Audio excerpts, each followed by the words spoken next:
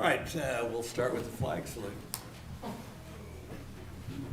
pledge allegiance to the flag of the United States of America and to the republic for which it stands, one nation, under God, indivisible, with liberty and justice for all. Good morning, everyone. Welcome to the Shawnee County Board of County Commissioners work session. It's December 18th, 2023. First on the agenda, Solid Waste Department. Bill. Good morning, Commissioners. Bill Sutton, Shawnee County Solid Waste. What we'd like to do this morning is I'd like to bring up and introduce the Lake Region Solid Waste Authority Regional Coordinator to you. What we are looking to do, we have been invited to join the Lake Region Solid Waste Authority. And as you are well aware of, Kansas Statute 65-3405 directs all counties to either have a solid waste committee or be part of an authority. And again, Lake Region has invited Shawnee County to join them. So I thought I'd bring the regional coordinator up here and let her give a small little presentation, and then for the gentleman to ask any questions of her. And then with that being said, I'd like to introduce Shawnee.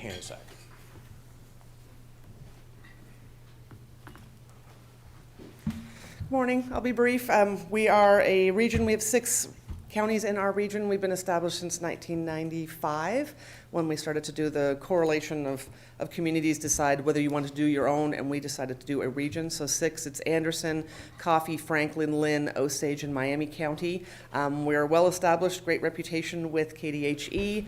They often use our template for those people who need assistance, and we were looking to be, I guess, expand. We talked to some of the counties and adjacent to us, and Shawnee County was interested in doing that. Some of the services that we could provide would assist the county from the solid waste perspective, one of those being the quarterly meetings that we'd be able to hold, because as part of a regional collaboration, you don't have to try and coordinate as many people in just your county. You can then participate in the quarterly meetings that we host, where you have 2 representatives from your county can come. We'd be able to host those. That means we're taking care of the meeting minutes, the distribution, the public announcements and things like that that go with that. Part of a collaborative group means that when we apply for grants, if you can look, I've given you the handout that kind of gives us an overview of, so you'll have that to take with you. One of the things that we do help to be able to promote is grant opportunities, providing that assistance for grant writing. In the last 3 years alone, we're coming in close to $350,000 to be able for grant funding that has been allotted within just our Lake Region communities. So with that expansion, it provides the benefit of we have yet another county to be able to include, which is great when you're looking at the diversity that's provided from rural to urban, and as well as for Shawnee County to be able to include it in that. We have that ability to be able to provide that one-on-one for smaller communities or assistance for organizations who want to be able to apply for those grant opportunities, as well as education and outreach. So it's just a great collaborative effort to be able to be part of that. And we would love to be able to include you. Do you have any questions for me? What kind of grant opportunities are there for, what are they for? Well, the 2 big that we help to be able to promote are through KDHE, so Kansas Department of Health and Environment, and they do, one is the Waste Tire Grant, which is currently open. It opens in November, runs November 15th to January 15th is the application period, and it is providing 50% grant funding where you can do in-kind and matching for your grant portion of that. For those people who want to be able to put in pour-in-place or rubber mulch, benches, tires, matting, anything that is trying to promote the recycling of waste tires so that we're not simply landfilling those. So KDHE provides grant opportunities. The other is the solid waste grant, where you can apply from a full spectrum of opportunities for equipment, any kind of education and outreach materials, anything that's promoting landfill reduction, reuse of materials, waste consolidation, and things like that as well.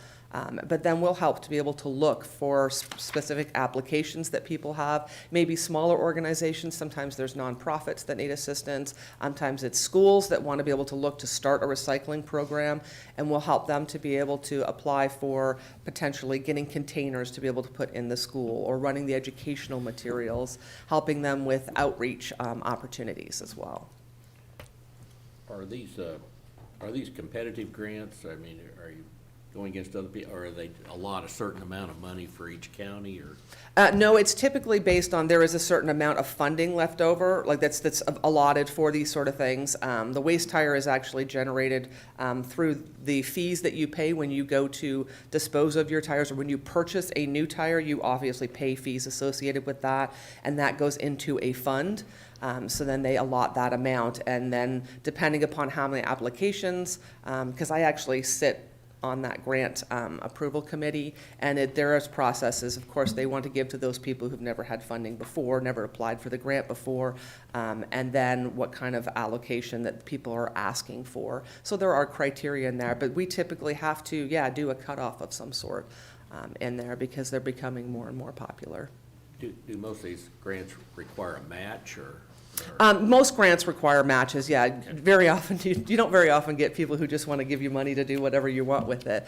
Some of them require a match. A lot of them do in kind as well, which means that you can come up with labor or equipment uses. Volunteers can even go towards that. Well, they'll give you a certain amount that you can put in for those as well. So that's the things that we can help people when they're putting it together on how to write it to make sure that your match is well used. I notice you have an Adopt a Bike program. We too. do, yes. Do you get that many bikes? Is that? A lot. We get a lot of bikes, and the purpose was originally to stop them from going to the landfills, because people, when they're done with a bike, unless they know somebody to give it to, they figure they'll just take it to the landfill. So that we were seeing so many come through that they were started to divert them, and then ideally we put them aside and we transport them to either Ellsworth or Lansing, are the two prisons where they actually will refurbish them and bring them back, and then we just adopt them out to people, and it's a free of charge service that we do. Mr. Chairman, Yes. the listed cost for joining the organization is $5,000 per county. Now, are Yes. you anticipating that continuing the same? It's not based on per capita, it's just the same amount, whether you're a small county or a large county? We've had discussions on that back and forth, especially when we started to do the expansion, whether we would do that or not. And we did actually increase it. It was 4,600, and we had to go up to the 5 just because everything, well, as we can say, everything has gone up, and we're trying to be able to make sure that we can maximize what we're doing. So at this point in time, we have not discussed it being different. We have discussed the limitations of things that we would be doing because Shawnee County is so much bigger than some of our other rural counties. We didn't want to, I could spend my entire time in here, but we have discussed some of the limitations that you have resources that are already allocated for other things, and that we would be doing as part of that as well. So it would simply, at this point in time, be 5,000. And if Shawnee County was to join, would we have the same number of representatives as a small county? Yes. Okay. That's all you have to do. You can provide more if you wanted to, Well- but that would typically be on the solid waste committee. The board has 2 people with an alternative given for each county, and that is the representation. Everybody gets an equal say on that. I'm just a little bit wondering why smaller counties would welcome Shawnee County in, because I think that Shawnee County could easily dominate, as you said, most of the discussion, given the volume of customers that we have. And is that a concern that if we were to join, that there's going to be some pushback saying, this is all about Shawnee County now and not serving the original counties that joined and formed the coalition? We typically don't worry about that because each county runs their county as they see fit. Like, as part of the collaboration, we're not dictating the rules. We're not Right. saying this is how everybody's going to do things. It's more along the lines of, these are the things that we're doing in common, and therefore we might as well share that information. Or when things come up, you can say, all right, we're having this problem over here. There's a lot of things that the rural counties can learn from a larger urban setting. And then there's also that swap back and forth of how do we do simple things like an Adopt a Bike program. You know, sometimes it's a smaller thing, gets shared in a larger setting that they can then take and adopt. But as far as the discussions that we have, a lot of that is to meet the compliance requirements, your quarterly meetings for the public and things like that. We do that more of a, let's keep on top of it, where are we, what are some of the things that we can focus on? So 2 representation from each is an equivalent across the board, and it won't really matter. You're not going to dominate or take over because you're still running your county the way you want to run the county. And I guess this may be a question more for Bill Sutton. Is this going to supplement or eliminate the solid waste committee meetings that we have? For the most part, yes, sir. No, I mean, supplement is add to, eliminates, take away, so you have to pick one. Replace, not I wanted to straddle the fence there if I did. Now, as you could possibly imagine, the solid waste committee, we don't have a lot of people beating down our door to join that committee. A lot of times, me and Jake, we have to entice people to show up. By joining this, this would eliminate the county's solid waste committee because it would be joining the bigger authority. And then I believe there's a smaller committee. Yeah, there's the board, the authority itself, and then there is the solid waste committee where you can have more people on that for more diversity, or more aspects from that. So if the county was to join this authority, then our solid waste committee would be going away. For the most part, yes, sir. Okay. Yes. That answered the question I had, thank you. Yeah. And then we would be hosting that, and we rotate that around from each county. So each county hosts a meeting quarterly, and we just rotate around, so that no one county shares or I guess takes on the burden of everybody has to travel around there. So then that way we would be hosting, I would be doing the meeting minutes and publishing them and doing all of that. So it relieves that burden of somebody else having to coordinate all of that. And then the last question I had is, you have down tracking legislation and looking at what's going on in the Kansas State House. Are you working with the Kansas Association of Counties so that it's a coordinated effort? Yeah, a lot of our people actually have multiple purposes. We have people who are in public works, some of the members that are in there, so we do that. I sit on the Kansas Organization of Recyclers, as well as the board for the Kansas chapter of Shawnee, which is the Solid Waste Association of North America. So those people are also keeping track of things, and there's a lot of communication that goes back and forth. So we kind of have a few fingers and different pulses every once in a while, so it's not just one source. We collaborate on those things. All right, thank you. Shay, you have 6 counties now. Are these other counties around there, do they belong to a region of some sort? No, they do it on their own. I think there's only 2 other regions or authorities that have multiple. I believe Douglas and Jackson, I think, are in one together. And then there's one that's further out in the west, but they're not as functional as we are, as I would say it. So are you looking to expand beyond Shawnee County, or does that? We had talked to some of the smaller counties along the southern part of that, but it's hard to get in touch with people there, never mind the turnover that they had and stuff like that. It would be something that we would consider to be able to continue to do, but we think this is a great fit for kind of where we are in terms of expansion and being able to take on something new. We're at that point where we can take on something new that's a little bit bigger. Okay, all right. Yes, Mr. Mays. Would joining this have any impact on the amount of solid waste going into the landfill long-term? I mean, would solid waste be diverted from any of these other counties into our landfill? No, each county does their own organization, so we're not swapping waste or anything along that lines. Then none of that is involved. Okay. Now, it's just the educational portion of, or potentially talking about contracts, places where you can take materials and do things like that. A lot of times when you have other people, you can share information, and all of a sudden, you have another option for things. Okay. If we were to join, Rich, would this would require a commission vote to do Yes. something like this? Yes, sir. Yeah. All right. Well, That would be a separate meeting. yes, that would be. All right. Any other questions? Thank you very much. Appreciate it. Thank you. Bill, thank you. Next on the agenda is the election office. Looks like they're ready to go on the front row. They're overachievers. Good morning, Commissioners. Andrew Howell, Shawnee County Election Commissioner. What I've prepared today, and I can certainly take other questions and make additional comments, but what I first want to start with is I want to go over our questionnaire that we'd sent out. I had a number of questions from commissioners, the public, the press, wanting to know a little bit more. So I've put together just a quick presentation on our questionnaire. There were, part of why we did this was I realized that we had never done just a customer service Q&A or asked the public. especially the voting public, what their opinion was. There were three key questions that we had in mind to ask for this.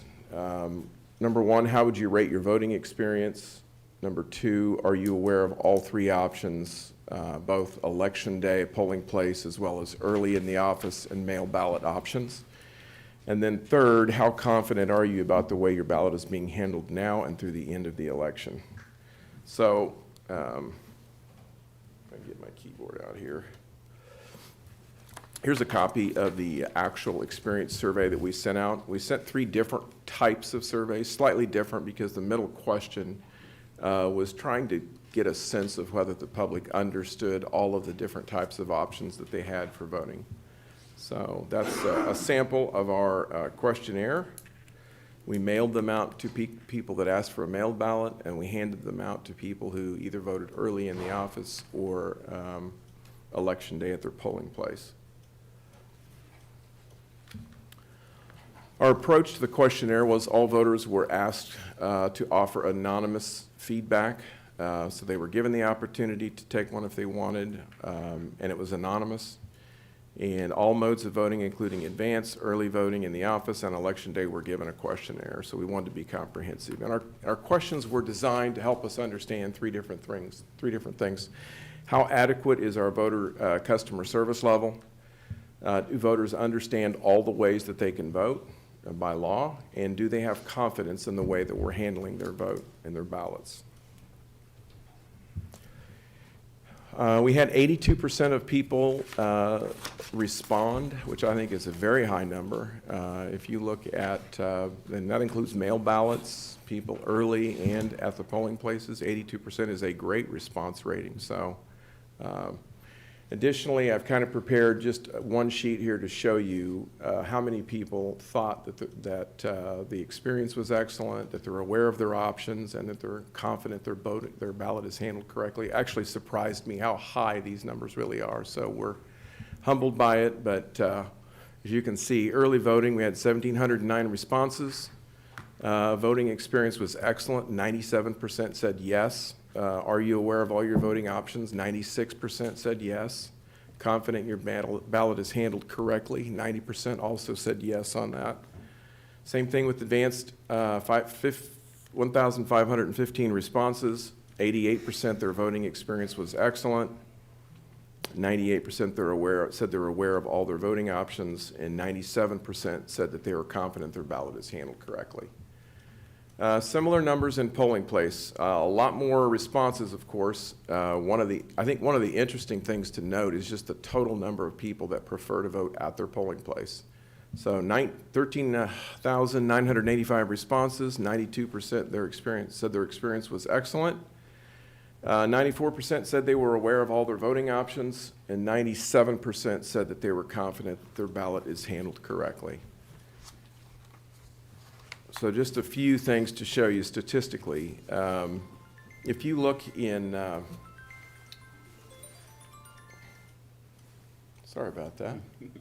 If you look in at the sheet here we've prepared, 2016 through 2022, just looking at trends, most voters vote at their polling place, and that's consistently borne out between 70 to 80%. And so I think one of the things I was curious about was to see if people knew they had other options, but I think our questionnaire shows that people do know there are other options. It looks like they just prefer to vote at their polling place, which is consistent with what I've heard for years. You can see 2020 on this chart is a little bit of an anomaly. A lot more mail was used in 2020, but then back in 22, we're right back to very similar numbers that we see as far as trends in Shawnee County. This is the federal primary from 16 to 22. Very similar numbers again in this chart for the federal general elections. You're again hitting about 70% for polls, mail and early. Again, fairly similar numbers across those years. That is the end of our questionnaire presentation. I can certainly go into other preparations that we're doing if you would like, or other just stats or facts related to the election office. I guess it depends on your time and what you'd like to hear from us. I do want to say, I do want to introduce and just give a public thank you to not only the commissioners for helping us get a budget that works to accomplish those levels of voter satisfaction.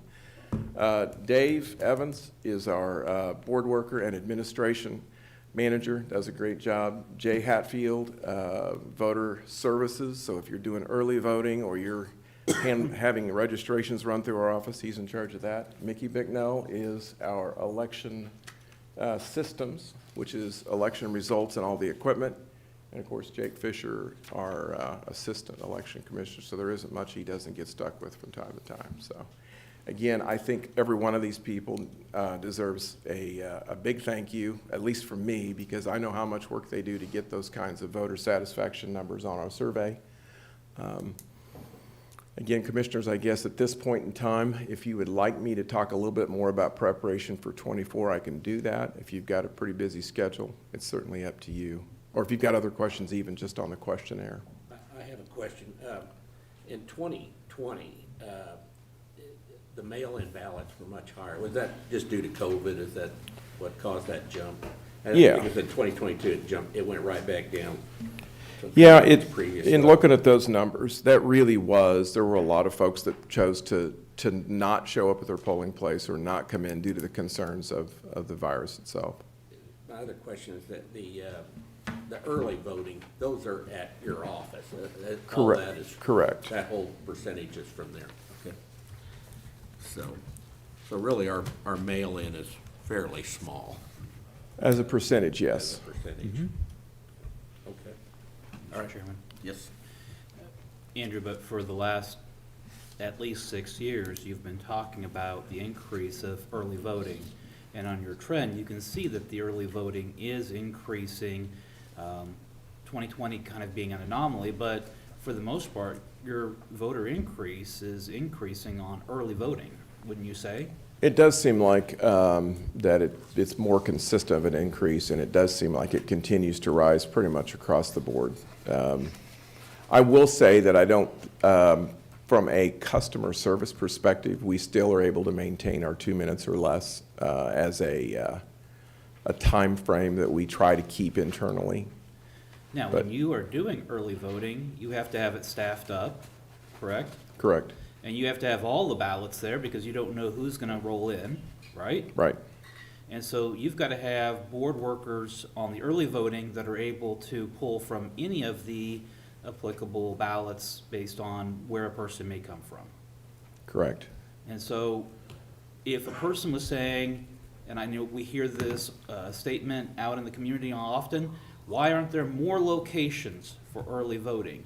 Is it just that we have to have so many staff members and the cost and the security? Is that one of our barriers, is security, poll workers, and the number of forms that are located? Yeah, I think a couple of things about that. We really try very hard to make sure that the location that we have can handle the traffic, because it is, always a question mark if you will continue to get heavy traffic. If you think about the fact that an even year primary election, there could be as many as 800 or 900 different ballot styles, and we have to have those ready and available. And there are a number of people in Shawnee County, and I understand it, who prefer to vote on a standard paper ballot. So ideally, if you're going to staff a place, it should have a way to, carefully be able to track or have those ballots available in a secure manner, which we're able to do at the current location that we're at. But I think you're right, that is one of the challenges, is having enough people on hand to be able to handle a location. It's always a challenge to make sure you've got people who understand the provisional process, quite a few rules around that, know which ballot for which party, and in the case of 800 or 900, the secure transport, secure storage, and the security level that's now required at the state level is substantial. There's a ballot transfer affidavit for any time a ballot is moved. So just the paperwork alone would be quite a challenge to do in additional locations. If we were looking at additional locations, wouldn't we be looking at probably more likely our outlying areas, whether it's Rossville, Dover, areas that it takes a long time for people to drive in from? Yeah, I think one of my concerns has been if we do end up expanding at some point, it probably does need to be those locations where people have a very significant drive. And I've often thought, Rossville, Silver Lake, Auburn, and I think there's another location or two, but certainly those three come to mind as significant populations that have to drive a significant distance in order to vote early in the office. And then I understand that it's still taking a minute probably to digest, but I'm sure you saw that on Friday, the Supreme Court issued a ruling as to voter registration, and of course that was only on an appeal of a dismissal by the Shawnee County District Court. But do we see a correlation between the decrease in mail-in ballots in 20 versus 24, just based on that legislation that came out? Because that was the argument made by some of the people saying it's making it harder for us to get people signed up because they don't want us to be seen as holding us out and potentially arrested, or as whether or not we're portraying ourselves as election workers or not. Is it too early to tell whether or not that legislation has had an impact on early voting by mail? I personally don't think that legislation, it's just my opinion, that legislation has had zero impact, because as I understand it, that legislation only affects assisting people with registering to vote. I've said at this microphone some time back when there seemed to be some confusion about that I did not believe that registering in and of itself and assisting people with registering to vote had to be done by an election official. And I actively encouraged friends and neighbors to help their friends and neighbors register. I think that's pretty clear. There were some people who didn't feel that way about it, and that's fine, I guess. I guess I would continue to encourage people. Assist your friends and neighbors. I encourage you to assist your friends and neighbors with registering, because I think it's an important part of our civic duty. And I didn't personally believe that statute, prohibited that. Yeah. Thank you. Andrew, we have a large number of polling places on election day, right? How do we compare to other communities? We do. I have not looked lately at the exact numbers. I will say, I think if you look at the fact that nearly 75% of our community chooses to vote pretty consistently on election day at their polling place, I think there's a couple reasons for that. One, I've heard personally from a lot of people, they prefer to vote at their polling place. It's a community event. It's a chance to see your friends and neighbors. And it's an important part of doing your civic duty, I think, to a lot of people. So, like I said, nearly 75% on average choose to vote at their polling place. And I think part of what we really have tried to do here is try to make sure that we don't have nearly as large a population assigned to each voting place. So compared to, say, Johnson or Sedgwick, or I think even Douglas, I think we have more polling places with smaller populations. So on a per capita basis, we do have a larger number of polling places, and we do have smaller numbers of voters assigned. Having said that, we do try to make sure that we have multiple precincts at a polling place. Not a lot, but enough to sort of make sure that we're not wasting taxpayer money, that there's an adequate number of people there for each of the voters, voting assistants or election workers assigned. I guess the quick way to say it is I think it's very important, and I appreciate the commissioners allowing us budget-wise to have a fairly large number of polling places, because I think having a polling place that's in your neighborhood or near your house as much as possible encourages people to use that option. And to a large degree, I believe in Shawnee County, people do use that and use it pretty consistently and seem to be pretty happy with it if you look at the numbers that we're getting on these questionnaires back from the public. And this is, the other thing I think is interesting about this questionnaire is it's really speaking directly and specifically the way it's been designed to the people who are actually doing the voting. It isn't just a broad questionnaire sent out to the public in general that doesn't vote. These were specifically to voters who voted and used the services. So, but again, I think you're hitting on a good point. We have chosen to make sure that we have enough election workers and we have enough equipment and we have enough polling places that there is not a significant wait time issue, which I spent a lot of time, early on as an election commissioner, we did have some problems with that. We think that we've taken care of that. We think that our poll books do a good job of helping us manage the voter flow. I'm not aware of any place even in major elections, that people wait more than 5 to 10 minutes at most, and that's usually at 7 a.m. when it opens, if they're standing in line. Over the lunch hour, on occasion, I'll see a 5 to 10 minute wait, and then at about 5:30 or maybe 6, kind of a last minute rush. But we really don't seem to have the issue that I think some other larger jurisdictions deal with, and I attribute that to a couple of things. One, enough polling places with enough throughput and enough equipment and people to help handle any rushes that do occur. So, I know there's a lot of requirements for a place to be a polling place. Do we have any issues or shortcomings anywhere where we?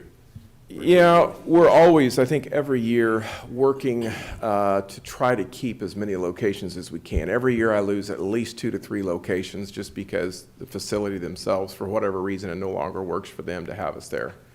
I think right at the moment, we just got a notice that we were down a couple more polling places, so we will have to go find replacement locations. Again, we do the best that we can to try to find something as close to that neighborhood as we can for those affected voters, something that's functional. It has to meet the ADA parking requirements, which are substantial. It has to be large enough to hold enough, equipment and people and voters. So it's always a challenging issue to deal with. I think Mickey told me she's looking for 2 or 3 right now as we speak for the next election coming up in March. So it's an ongoing analysis of what's possible. I think we have 88 polling places at the moment. I will say that our redistricting process in 2022 caused us a little bit of issues in the southeast corner of the county, so we did have to do some, I call it realignment, to match up locations, precincts, new precinct boundaries. So I know there's some voters in the southeast corner of the county that probably saw a fairly substantial movement of polling places, but again, we tried to keep those to a minimum, as we always do. I do not like changing those on people unless I absolutely have to, and so that's kind of my unwritten rule.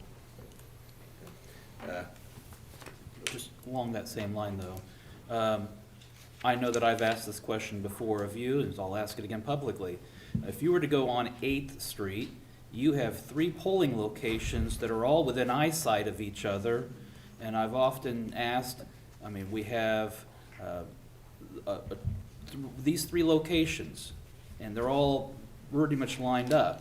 And does that always make the most amount of sense, why you would have that many locations so close to each other? And I know that you've described it for me, and I'll go ahead and let you give the answer. I know sometimes it does frustrate people to see polling places lined up right next to each other. I think one of the biggest challenges for us is there are only a certain number of buildings that are large enough, have a large enough parking lot, meet the ADA requirements. There are a significant number of buildings that just simply don't meet those requirements, and so we can't use them. The last thing that we want is the Department of Justice to come in and start mandating requirements like they did, I think, in Wyandotte County, because they didn't meet the ADA requirements. So we pay very close attention to that 18-page document that we have to fill out to make sure it meets the DOJ requirements. I can't pick a building up and move it to the exact place that I want it to be, I think, is part of the challenge. It's all the requirements, what can I find, what's possible, and so while I know people drive by locations that appear closer or might appear easier to them, there really is some behind-the-scenes rules and logic that apply, and I know that's a question that I hear from people from time to time. But by the time we meet all the requirements, and then we're also trying to make sure that the precincts that are put together are similar to the extent possible. For a number of reasons, just to make it easier for election workers, try to coordinate the ballots and the ballot styles and the ballot types. So it's a fairly complex set of things that you're trying to do. It's not a perfect process, but we think we've done a pretty good job of trying to make as much sense as we can out of all the rules as they apply. Andrew, there was a comment earlier about early voting going up, but it doesn't really appear that that's the case. Looking at the data here, we had less early voting this year than we did in 2016, or in 2022 than we did in 2016, and it looks like the in-person has actually gone up. which is a little surprising to me. I mean, if you take out 2020, which is, like you said, an anomaly, but why do you think that is? I mean, it seems like, I mean, I'm always an early voter myself. Like, I kind of like the convenience of doing it on my own schedule, but it seems odd to me that given the opportunities that people are not taking advantage of it. Well, if you look at the primary election and the general election, there is some variation. So again, I'm hesitant to assign too much certainty at my level as to why people choose to vote, whichever way they choose to vote. I think candidates can drive that, depending on how a candidate is running their process. They can mail out mailers that encourage people to either use mail or election day polling places.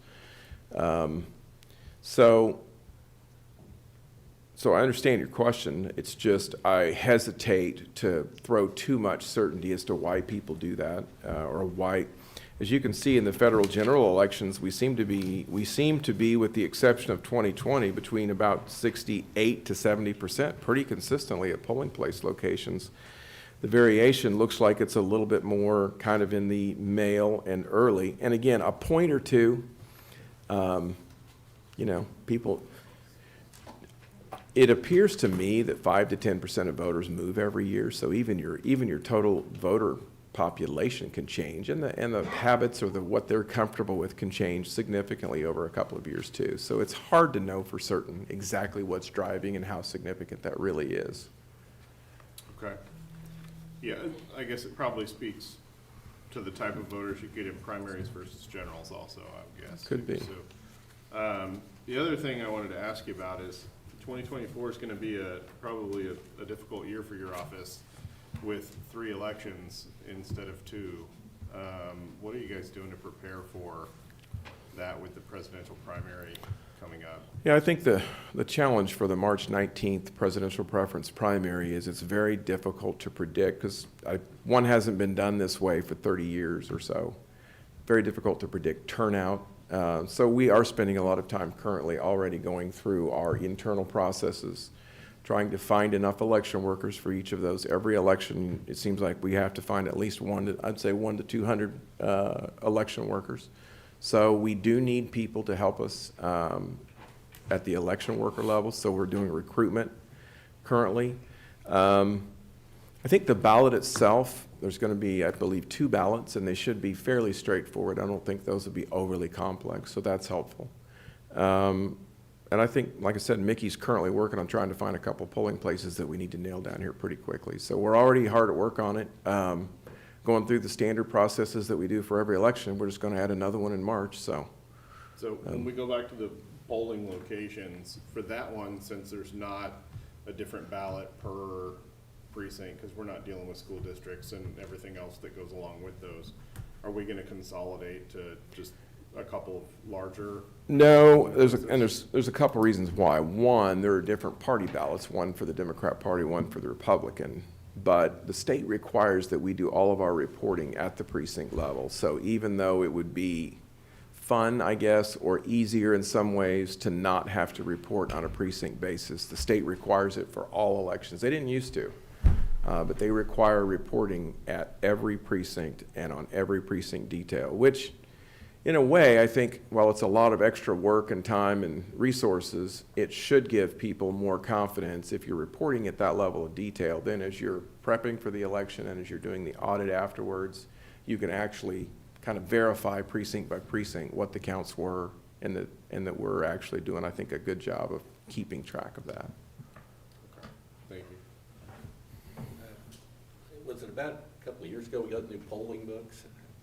Uh-huh. Was that all working out fine, and we've eliminated all the old ones now? We've eliminated the old ones. The new ones are working well. There's always something that we're working on in that regard. It seems like with technology, there's always something that we're asking a vendor to either improve or work on. But I think we're pretty happy with how that's working, so appreciate the county's willingness to jump in. But along that line, you have some pretty big equipment expenditures that are coming up in the next couple of years. So it's not to say that it's all smooth sailing.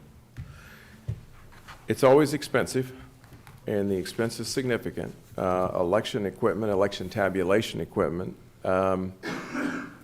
needs to be replaced, they say, an average of every 10 to 12 years. So we'll be coming up on that, I think, in 27 or 28, somewhere in there. And we're trying to get out front with the conversation with commissioners and the public and have the conversation. Again, the one caveat I would say is if our equipment performs well in the next 12 months, I think the Secretary of State's office also may have some thoughts on that I haven't fully explored. So there's kind of some question marks in my mind about that as far as timing. I mean, but at one point, we're talking about several $1 million of expenditures, not like a couple $1,000s of expenditures. We're talking about Correct. millions of dollars. And for us to do proper budgeting, we're either going to be looking at trying to set that money aside over several years to be able to have it already set there ready, or we're looking at bonding, and right now is not a great time to go out and bond, but who knows what it looks like 12 months or 24 months from now. Right. No, I think the last time that we did an equipment purchase, it ended up being, I'm going to estimate, I can't remember exactly, $3.5 million just for the equipment itself, and that did not include the poll books, which are, they're not $1 million, but they're several $100,000 for sure. So it's significant. I just don't want to get us stuck in a spot to where you're coming to the podium in August saying, I need $5 million for my election in November. And so that's why we want to be ahead of it, and we want to be on the forefront so that we're planning and budgeting properly, which I appreciate the conversation has been ongoing for the last 12 to 24 months. I feel pretty comfortable, we'll see if Mickey agrees with me here, I feel pretty comfortable that we can make it at least another year and a half. But like I said, we're going to monitor how the equipment works in '24 pretty closely. So. Any other questions? I doubt if the general population knows the amount of time and effort going into pulling off an election and the late hours that your staff works at that time of election, but there's some long hours put in. I mean, talk till midnight, a lot of nights getting ready for these elections, and I appreciate all the work you guys do. So thank you very much for what you Appreciate do. it. Thank you. All right. Next, emergency management. Nelson, it's all yours.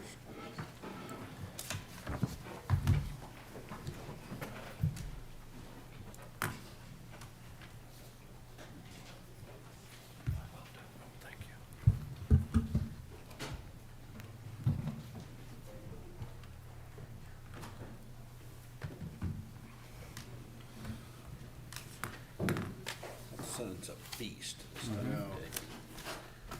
day. It's shifted for me now. If I lean back a little bit, I'm I good. just can't get out of it. It's perfect for me right now. Earlier it was in my eyes.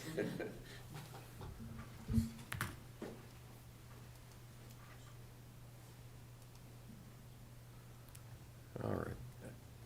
Good morning, Commissioners. Nelson Castile, Ambulance Compliance Officer. Also in the crowd with us is the AMR Regional Director, John Antrim. So if we have any questions for AMR, he can answer those for us. I will be brief. You have a copy of the report as well as the slide deck, and these will be on the consent agenda on Thursday for you to approve, and we'll get them out to the public. The first thing I would say is if you notice the dates on it, it has taken us a little bit to get here. The last time we did this was right before the COVID pandemic happened, and we didn't do one for 19, 20, 21, or 22, and this will be all 4 years together. During that time, that's not to say we didn't do compliance. It was just specific things that we did not report to you on a monthly basis. You get the compliance for the response times, and that also pertains to this. But what this report does is provide everything else that they're required to do, and those are outlined in the document. We have a very complex contract now. We've had some really good innovations added in via amendments. We've had some changes in management and leadership as well. So we want to take a look at making sure that everybody is educated on how this system actually works. There's probably not a day goes by that I don't get a call and am asked a question about why something happened or what was going to happen or what my interpretation was. So I can verify and confirm for you, and I'm going to move this so I can keep track of my notes here. They are in full compliance with the requirements. Now, that is not to say they were not in non-compliance at one point. Those were during the summer months of 2022. They had 3 months where they were below the 80% response aggregated across all the zones. And that happened primarily because that was the first full summer out of COVID. We didn't know what to expect. I'm sure that nobody knew if we were going to see more activities or less or what we were going to do. And as a reminder, this contract was written with pre-COVID, pre-pandemic ideas in mind.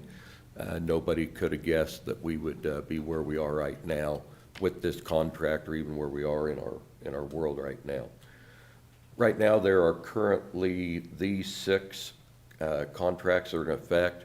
The base contract from 2015, 2016 RFP, the contract that AMR has with the Sheriff's Office for rent, the AMR contract for the CAD-to-CAD interface, meaning the 2 dispatch computers in the room can talk to each other.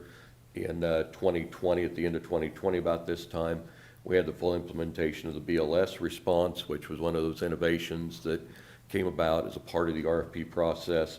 We then, in 2021, looking at how we wanted to evolve a little bit more, which you'll see in the very last contract, 488 there, made it available for us to go 5 years, and we could have that 5 years to build on to, add some innovations, make some changes, and also I think that was a better option for the county. Now that we've seen what post-pandemic looks like, we have a chance now to address that with any of the gaps or any of the things that we've assessed. And then the contract C71 2023, that one is one reason that this report is just a little bit late. We're running a 2-year nurse navigation pilot, and that does take some time to make sure that we're going in the right direction. Being a pilot, if we notice something, we would be able to respond to that. The items that are listed in the report that you received will be on the website eventually here, and will involve all of these items that we are providing to our stakeholder groups, our task forces, our committees, and our working groups, so they understand what the system is, what are its shortfalls, what are the good things, what are any things that we want to put attention on. The one thing that I'd like to come up and speak about, and this has been in place since 1984, some of us were around then, some of us weren't. We do not pay AMR to provide an ambulance service. We provide AMR a subsidy to make up for those that they cannot collect from. There's a lot of runs out there that they are required to make that they spend a lot of funds on because they have to. We do not allow them to say, this person here can't pay, so we're not going to respond, or we're not going to transport them, or we're not going to help them. They have to fall in line with that. That's a part of the contract. So since '84, we have paid a subsidy to account for those lack of collections, those lack of payments, with the exception of 2007 to 2013. They asked for a capital expenditure subsidy, which they received. That was in effect. It was, I believe, just right over $1 million total subsidy as a part of that previous contract. And then in 2013, the commissioners decided to start to work that down in numbers. When we got to the 2017 contract here, it was even less, and we set it there, but that was based on an RFP project and a bunch of negotiations that decided what is going to be the best. This chart shows the expenses This is only for the years of this contract. And I will go to the next one here.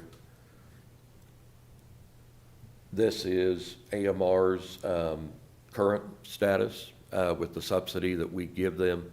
We give them $350,000 a year. However, that is minus the compliance officer salary. It's also minus the $40,000 that they have to give to the joint medical director they employ for all the first responder agencies and AMR. And then AMR also provides a $10,000 tuition assistance grant to the first responders, and you passed a resolution for that. Without going into all the details, and these should be in your packet and online, last year the net income for AMR through the audited financials, which are signed off by an accounting firm that does quite a bit of work around the state, their total net income was a negative $199,272. If we take out the $350,000 and the $40,000 there, AMR's total profit in this, with minus the subsidies, would have been a negative $500,000. So we have discussed this with AMR, hence the task force working groups and committees that you're seeing the regular updates from. The on-time performance, they have to be 80% across all the zones, and we've discussed the zones before. There's 4 zones that go through Shawnee County. They got to meet a certain time on. Turnpike, they've got their own 4 zones because they're unique because of the wall that goes down the middle of it. We did see in 2022, for the whole year, they are holding just a little above 80%. That was that first full year out of the pandemic. Nobody knew what to expect. They got hit with a lot of calls. I will say the coming year, they are already 3,500 calls up, and that's only till September. We're working on October, November right now. So the number of calls that they have are going to increase. This chart shows what they are dispatched on, what they arrived on, their cancellations, number they've transported, and number that they're refused. Compliance only applies for those calls they arrive on. Now they can't say, hey, we're not going to go or anything like that, or cancel themselves without it going to emergency medical dispatch protocol. But if they don't arrive, then that's the ones that are the either cancellations or just the dispatch, and that's why we did see in 2022, I believe it was 25,200 is what they were for the whole year. Just so that you know now, I believe they're at 27,000 up to October, so they're really seeing the call increases. 2020, just like the elections commissioner talked, that was kind of that anomaly year. We do see more finable calls going out there in 2022. AMR is using 2022 as a lesson learned, and they're readapting for 2023. There's the fine percentages again. 21 was a little high. That one happened. We had a couple of busy periods there right around the time that it got really hot, and so that would have been June and July of 2021. This is all calls dispatched for that time period. So less than, looks like about less than 4% of the time for every call they dispatch, they get a fine on it. And that's really pretty good. Some of those other years, I'd like to see it lower than that, but that's how AMR chooses to do business. The contract does not require them to have a certain amount of units on the street at any one time. I know by statute and by regulation, I believe it is, they have to meet something with the Board of EMS, but for us, they do not have to meet any requirement for number of units. I wanted to talk a little bit about the fine and penalties, because this is the one that you hear about from the fire chiefs during the grant period. These are the annual fines. Last year, 2022, almost 45,000. A little concerning, but they are working on that. Out of the fines come the first responder grant awards. You'll see that I believe it's right near $202,000 that the commission has awarded back to the fire first responder departments in awards for grants that they have bought, training. They purchased training certificate or training fobs, I believe they are. You can go online and buy a certain amount online. A lot of real world equipment. We've also seen them upgrade some equipment. We've also seen them collaborate their awards with AMR and had them provide them with some programming and some other items like that. So I would stand for any questions or go over anything else, or Director Antrim is here and he can come up and answer any questions you might have as well.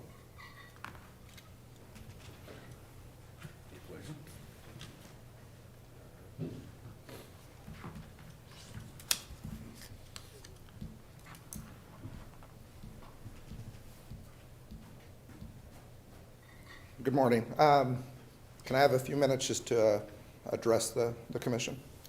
Awesome. All right, let me get this thing opened up here. All right. Commissioners, thanks for allowing us to continue to be partners in the community. I know it's been almost 4 centuries since Medevac to our current times of AMR that we've been able to work within this community. Rich, haven't seen you in a while. Welcome back. First of all, I want to thank our staff. Obviously, post-COVID has changed the footprint for public safety across the United States. You cannot throw a dart at any EMS journal that doesn't talk about the staffing challenges within EMS, public safety, fire, law enforcement, anywhere. The pandemic hit all agencies very, very hard with staffing, with a lot of people leaving.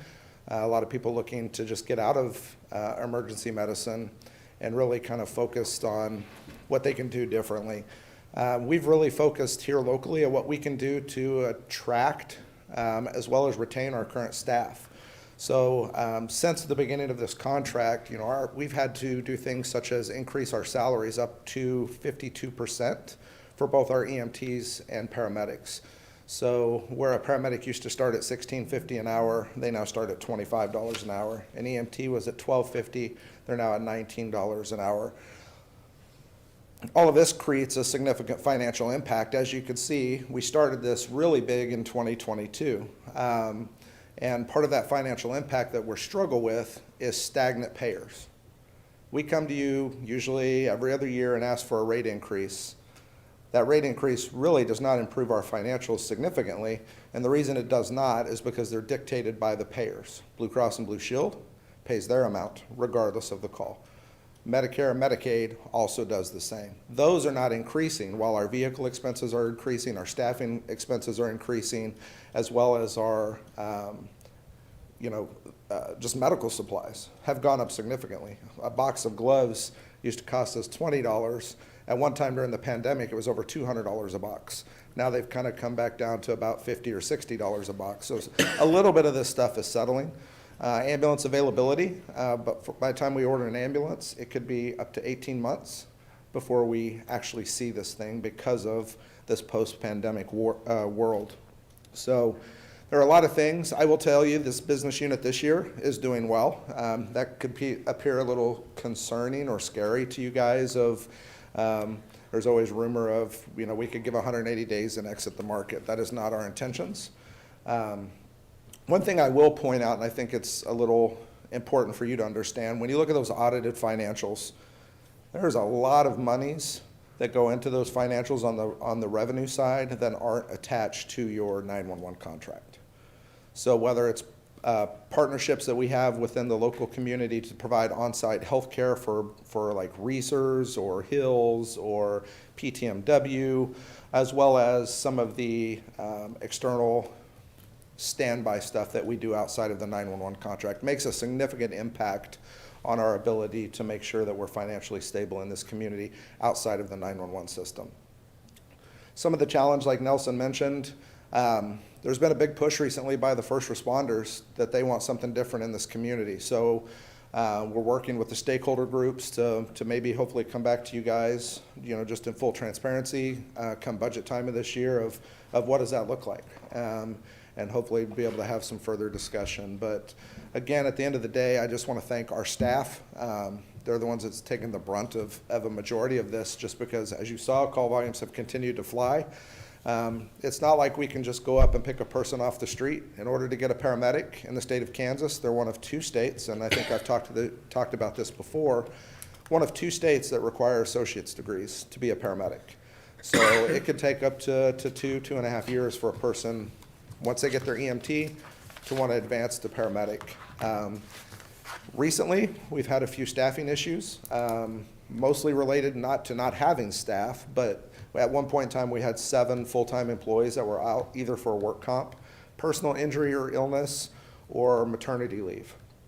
So when you lose 7 employees, that makes a significant impact. So we've been able to leverage some of our sister and operations across Amarillo, Texas, Wichita, Kansas, Kansas City Metro, to bring some of their employees, into this community to make sure that we're still providing and maintaining our contractual compliance. So I'll stand for any questions that you guys might have. Questions? I don't think I have. All right. No. Awesome. Thank you, gentlemen. Thank you. Thank you, John. Thank you, Nelson.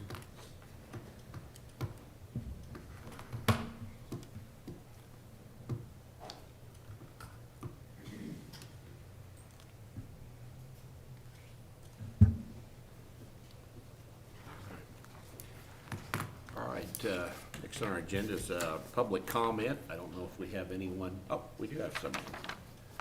Come on up and give us your name and.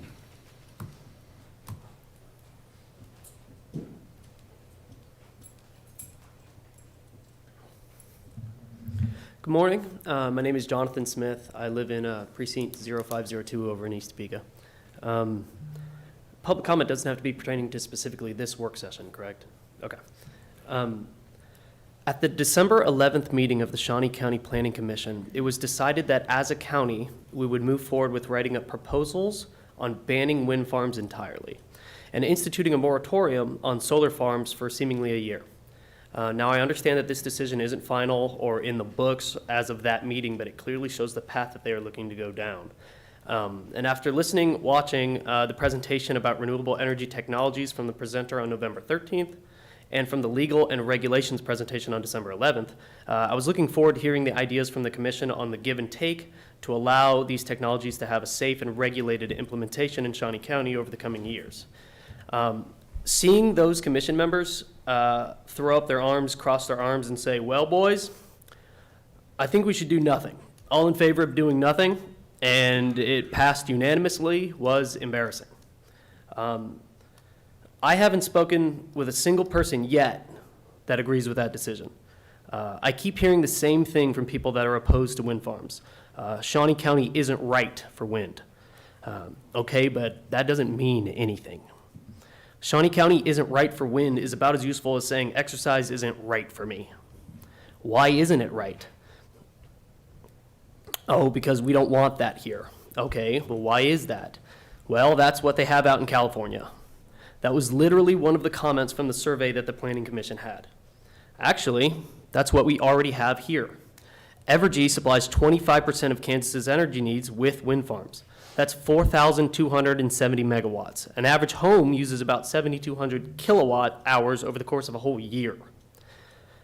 Epilepsy was brought up as a concern against wind technologies, and this was new to me. So I looked it up, and it seemed to only be the case for fast-spinning windmills that happen to be between an individual with epilepsy and a sunrise or sunset. The effect of a windmill blade cutting through the sunlight at a fast pace would be able to trigger an epileptic seizure. But if you haven't gathered yet, you would also have to be staring at the sun through a fast-spinning windmill. Both things a person with epilepsy should know not to do. In addition to the fact that modern industrial windmills do not spin fast enough to trigger this effect. I heard multiple comments pertaining to dead dogs or harm toward dogs, and I had to spend a considerable amount of time trying to hunt these claims down. And I really only found anecdotes about hidden dangers of low-frequency sounds on livestock and animals within a mile of windmills. I couldn't find any real data or studies, though, only claims. And anyone can make claims. I can claim that being behind 150 years on lead pipe replacement in Shawnee County is causing all of our older residents to be scared of imaginary problems. It doesn't have to be true, but I can claim it. Eminent domain was brought up as a concern, and not only did I believe that Planning Commissioner Joni Tadani addressed that this has not been and will not be an issue in related to homeowners, but the Kansas Power Alliance made it clear that wind and solar developers cannot build infrastructure on your property using eminent domain.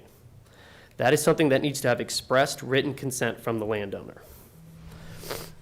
Finally, I heard a comment about people being afraid of big government, big pharma, and big wind telling them what to do. And to be honest with you, this is probably the most honest comment.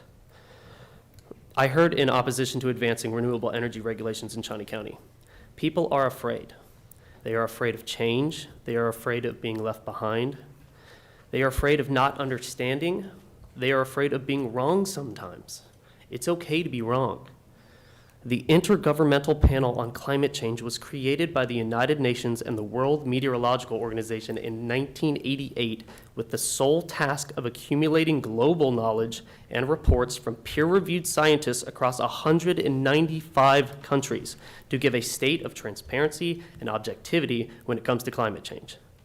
They have come to with widespread support from a vast majority of contributing authors, numbering in the thousands over the course of decades, that climate change is unequivocally human-driven and that we must all drive toward net zero emissions as soon as humanly possible. Not as soon as economically possible, as soon as humanly possible. So unless there are some real facts and figures that wind farms or solar farms are dangerous to human or animals, more so than the constant burning of fossil fuels, spoiler alert, they aren't, we must move forward with renewable energy technologies in Shawnee County. Thank you. Jonathan, I have a question. Yeah, what do you got? What's your interest in wind farm? Are you work for a wind energy company? I am actually landowner? I'm actually a truck driver by trade. So this is me trying to even out the scales, because this is where I can support my family as a truck driver, but every single day polluting into the environment with my big diesel truck, even though it's a modern one with DEF, it still pollutes day in and day out, but this is the job that I have to support my family. So to weigh that out, I try to lobby on behalf of environmental activism. Thank you. Thank you. All right. I don't think we have anybody else from the public wishing to speak. Do we have any administrative communication? Seeing none, we're adjourned. Thank you.